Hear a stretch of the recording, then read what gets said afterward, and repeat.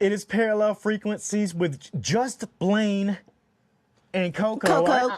I have to say it, Just Blane, because you never know what the captions is going to pull up. The AI, as good as the AI is, and is getting, it still cannot get Just Blane. Yeah, does it call you Jess? It calls me Jess Blane, or I love Just Plain. Just Plain, Just plain. that's my favorite one right there. Nothing could be further from the truth than branding you as just plain. Plain. But it does. It likes to say that about me. But it has started capturing, when we talk about our freaks out there, as FREQ. And I do love that. So Good, yep. We love our freaks, and we love being freaks. And that's right. We are the weirdos, mister. Like we saw in, remember, I always love going back to that moment. Favorite lines of a movie all time, The Craft. We are the weirdos, mister. Who was it that said it? Which character was it? She got off the bus. Nancy. That's right. Nancy's character, Frieza Balk, is the actress's name, but in that goth makeup, in that emo goth makeup, it just hits just right. I wish I had that kind of audacity to be that person that can be like, we are the weirdos. I look a little too, what was the main character? Sarah, right? Yeah. I'm a little more in that realm of like, I look innocent. Yeah, you do have that. I'll just say it. That white girl look. Like she's not gonna be much trouble. And you don't have the crazy eyes. I'm gonna get too far and we're gonna get hate mail if I keep going. But yeah, you do look pretty innocent. I accept it. Yep. Yeah. I'm more of a Karen than anything. I'm probably. We did that movie though, The Craft. That was fun. And we did it with another movie. Was it that the Teen Witch? And we talked to Robin Lively? Remember that? Yes, it was. I think it was The Craft and Teen Witch were partnered up in that episode. So that's definitely one to check out for our audience. Yeah, for sure. Did you know Scream 7's coming out? Oh, I saw that trailer. Yeah. And you're excited. That's the thing. I'm very excited. I felt the same way. I was like, Scream 7. And most of the time you see a 7th sequel of something, you're like, oh my God, again? But maybe the nostalgia in me was like, oh my God, I cannot wait. Yeah, it looked really good. And I will be honest, I'm just gonna be perfectly frank, I had no idea we were on 7. I have no idea how many I've watched or have missed. I don't know, but I'm paying attention now. So that marketing is working. You should go check out the other ones if you haven't seen them. I don't know if this one will need you to have seen them, but they're all Scream at the core. And I love that. That's one of my favorite horror movies out there. It changed the genre. It really did. Maybe we'll break down Scream 7. Maybe we'll force ourselves to go to the theater and see it. I think it comes out later this month. I think it's February. Oh, yeah. Let's meet at the theater. Let's go. That'd be a good time. If you haven't seen some of the other ones, though, go check them out. Yeah, my favorite character from Scream, David Arquette, the character he plays, I saw some news about him a couple weeks ago, and I was going to drop it on you and see if you had seen this. He is now doing a Bob Ross class. He is teaching the joy of painting like Bob Ross. And he got certified by Bob Ross experts or whatever to offer this course. Have you seen this? Wow. Yeah. No, as an artist and an art teacher, that makes me so happy. Nobody's better than Bob Ross. And Why? I could see David Arquette. I could see it. Yeah. Why do lots of artists out there and art teachers give Bob Ross a hard time? Because I've heard how people have hated on him, or when he was doing it on TV back in the day, everybody was just brushing him to the side like, who is this guy? Why? Yeah, I'm sure it would take somebody way more technically trained than me to give their opinions about his art or his technique or whatever it is. But here's what I have to say about that, if anyone cares. Bob Ross is a legend, and don't mess with him. Like, don't mess with Mr. Rogers. Don't mess with my Bob Ross, because he was teaching it in the way that I teach, which is, I don't really care if you're good or not. all I care about is that you're here trying. And he Yeah. made you feel good about getting out there and like, look at you. Look at you trying. Look at you making happy little trees. I don't care what your trees look like. I'm just proud of you for being here. And I love that way of teaching art. So, the critiques can move along. That's right. Happy little mistakes. That's what he said all the time. Happy little mistakes. I'll always love that because that's a life lesson. He's not just talking about what they're putting on the canvas. That's a life lesson. To all the critics of Bob Ross over the years, I can't name one of them. And they might be the best expert in painting. But I guarantee you that Bob Ross has brought more people to the art world than that critique, that expert out there. So like you said, F them. Right. It made art fun, and it taught art as life, which is what I do in emotional healing and through art is I teach students as young as 5 and all the way up through to adults. I just say your life is a canvas. What you do every day is art, whatever that looks like. So why not engage with art, actual visual art, in the same way? If you're frustrated with life, you're going to be frustrated with your painting. If you're frustrated with your painting, you're going to be frustrated with life. So it's all That's connected. absolutely right. That's facts right there. And there's also a podcast that goes along with this with David Arquette. I don't know if he's hosting every one of them, but it's listed on his site, and it's The Joy of Bob Ross podcast. So go check that one out. And that's a perfect segue to Just Blane's Trailer Park. We're going to fire off a couple trailers. Me and Coco will react to them. Not in a bad way. Like I said, we've yet to have one that I've heard that I'm like, oh, that's the worst thing I've ever heard. It's not going to happen. Yeah. We're going to do the same thing that Bob Ross does. We're going to go, good for you making a podcast. Look at you. Good happy job. little mistake there. A happy little mistake could be a podcast. We should have called this podcast Happy Little Mistake. What do you think? I hope not. No, right? Well, you know what, though? Let's find what our first podcast trailer is going to be here. Let's play this first one right here, Coco.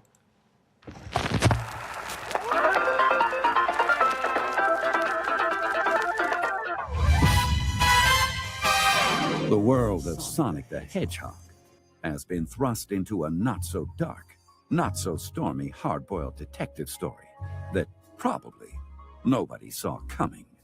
This show has it all. Massive mystery. By the way, there's a big mysterious package out here for you. Investigative intrigue.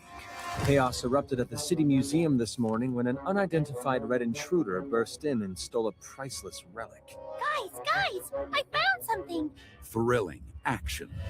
Watch out, Tommy! It's gonna try to flatten us! Well, if that thing hits either one of us, we're pancakes. I'm gonna try and sting its head. No! Tommy, wait! And saxophones. Lots of saxophones. Follow Sonic and the intrepid Chaotix Detective Agency as they take on their biggest case yet. This high-flying, action-packed adventure will take them across the world, fighting for every clue they can find. Touch and roll! It's one heck of a tale, which is good, because this story might be the only thing that can save their lives. Ah, well, if that's all, I can just dispose of you. Wait, what? All will be revealed in Sonic the Hedgehog presents the Chaotix Case Files. Listen now, wherever you get your podcasts. Plus your mistake, you wouldn't want to miss when they can. Okay. Now, I saw this one, and you know me, Coco. I had to pick. Sonic the Hedgehog presents the Chaotix Case Files. I'm a huge fan of fiction, the fiction podcast, these theater of the mind where they're doing soundscaping and they're doing the voices. I love this. I think this is incredible. What'd you feel about this? Fun. Yeah. I love the word chaotix. I just love it. Let's put an X on words when we're making titles. More of that, please. And it is a little chaotic. I don't know what's really going on, but I'm like, this sounds super fun. Yeah, and it's based off the video game character, Sonic the Hedgehog. They're not using that without it. His voice even sounds familiar. We spoke to Sonic the Hedgehog's voice. Remember that? We did that one too. Yeah. Yeah, Sonic? that's what I was thinking about. I think it was Sonic, and it was real close to this. I don't think it's the same guy, but this sounds like a mystery. I was gonna say a murder mystery, but it's Sonic the Hedgehog. We're not, it's family friendly. They're looking for clues all over the country. I'm not exactly sure what the clues are leading us to. Couldn't quite catch that, but I was like, all right, so we've turned it into. I love the saxophone part too. Oh yeah, that was great. And I wanted to hear the rest of the music there at the end, but I didn't want to get cut off for some, DMCA violation. So we had to chop that a little short. But I'm a huge fan of that one right there. It's a Sega production, so yes, they did have their hands in it. That's incredible too, because the legend of Sonic lives on. That game's been out since the 90s. So that's the nostalgia in me, which leads me to my next podcast trailer for some more nostalgia. And let's get this one and let's fire it off right now. Oh yeah, and you erased from the history of feminism, which that cracks me up. I've never mentioned in anything about women who are pioneers in media. I've never mentioned there. I've never mentioned in anything anymore. I've been socially erased everywhere. People I actually opened doors for or gave careers to, they never mentioned me. Au contraire, mon frere.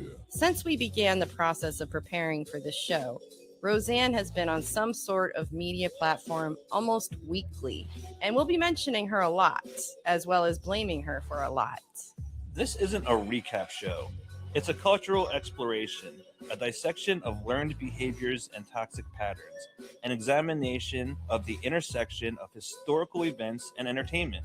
Because even though she may think she's been erased from history, the fact is that her art and her public persona have influenced societal, familial, and political movements. We'll be illustrating this through the lens of a specific phenomenon or problem each episode. We blame Roseanne.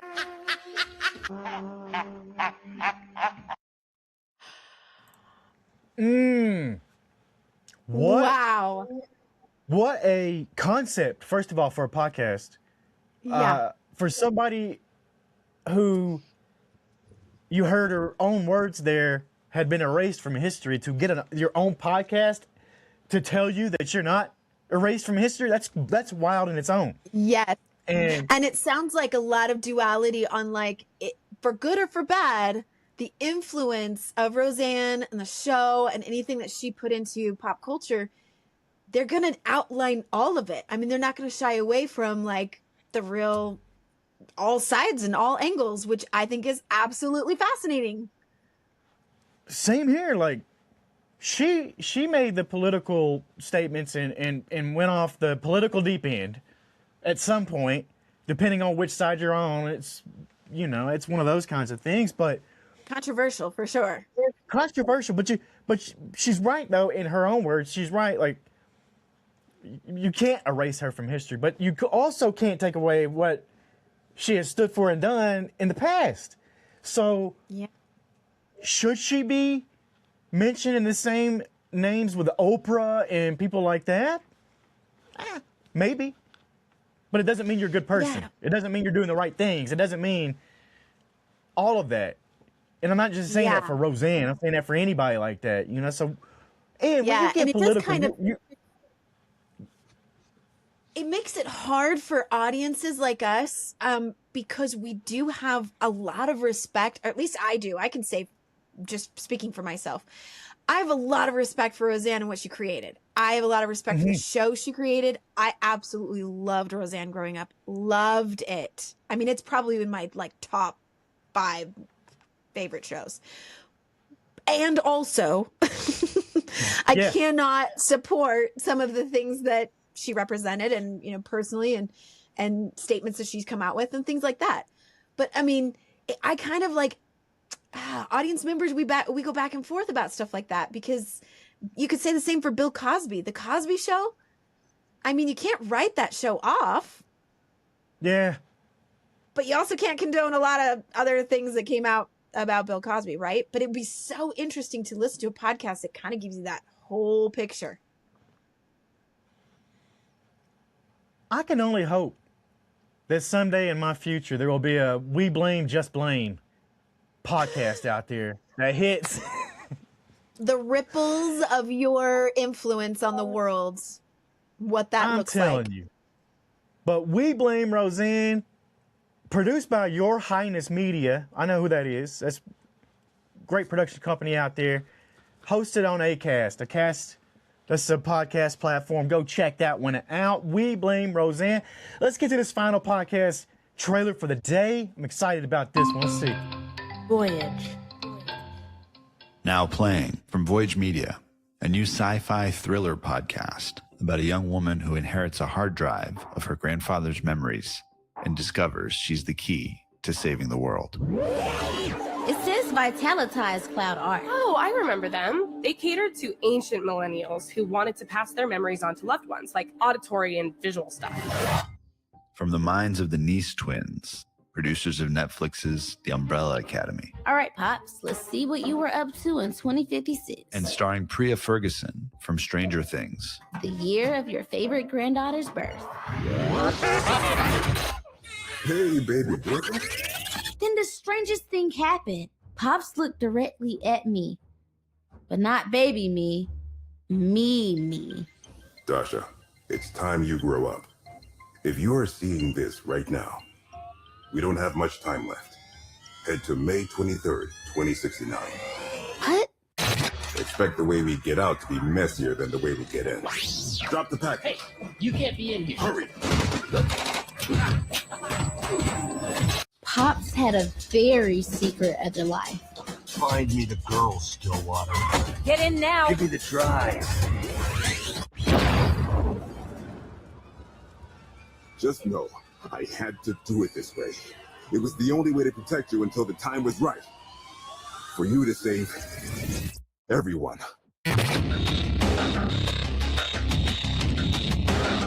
A memory box that leads to a global conspiracy that could kill us all, unless Dasha can stop it. From Voyage Media, producer of the #1 hit science fiction podcasts Sanctuary and Elucidity, a new sci-fi audio drama, Hard Drive. Available now on Apple Podcasts, Spotify, or anywhere you listen to podcasts.